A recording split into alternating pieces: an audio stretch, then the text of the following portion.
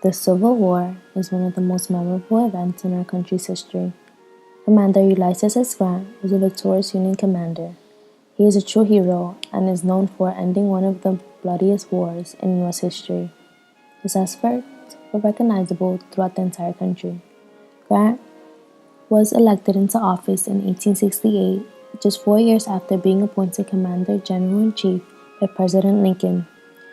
Grant served as president for 2 terms after being re-elected into office in 1872. Grant later passed away in 1885 from throat cancer. Grant's tomb was constructed in 1897. It was designed by John H. Duncan, an architect famously known also for the construction of Soldiers and Sailors Memorial Arch in Brooklyn, New York. Duncan modeled the interior of the tomb after Napoleon's tomb in Dôme des Invalides located in Paris, France. By comparing the two, it can easily be seen how similar they are. Paintings on the walls of victorious battles, and the features of being able to look down from above at the final resting place of Grant and his wife. When plans were erected to create the monument, there were no available funds. In order to obtain the money necessary, fundraisers were created. Approximately 90,000 people from all around the world donated over $600,000 for its construction. In this video, I seek to prove that Grant's tomb does not mirror the image of the monuments of other presidents before him, like Lincoln and Washington, but rather falls out of the norm by mirroring Napoleon's tomb. The George Washington Memorial, located in D.C., was built between 1848 and 1884. It was designed by Robert Mills and is represented as an obelisk standing 169 meters.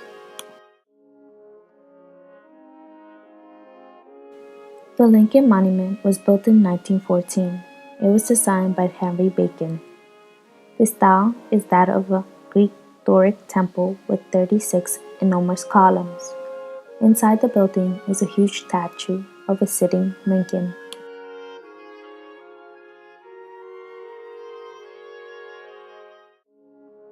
In addition to the different features, Grant was also not granted with the privilege of both private and public mourning as Lincoln and Washington were.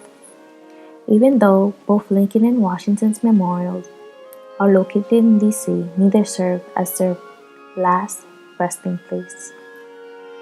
Grant was laid to rest in a small vault also located on Riverside after his death, but he was never in a private area. Lincoln's tomb is located in Springfield, Illinois. This tomb also offers a memorable structure for mourning without being too overpowering. Lincoln is buried with all the members of his family, including his wife and children. Similarly, George Washington is buried in Mount Vernon, in land that he came to call his own. There he rests with the other members of his family, in a vault created by Washington's own command. Grant's tomb serves as both a memorial for Grant and also a resting place. Grant's tomb, unlike Lincoln and Washington, was not paid for by the government. The limiting resources did not allow for the grandeur that exists in both Lincoln and Washington's memorials. Grant's tomb serves as both a memorial for Grant and also a resting place. Grant's tomb, unlike Lincoln and Washington, was not paid for by the government. The limiting resources did not allow for the grandeur that exists in both Lincoln and Washington's memorials.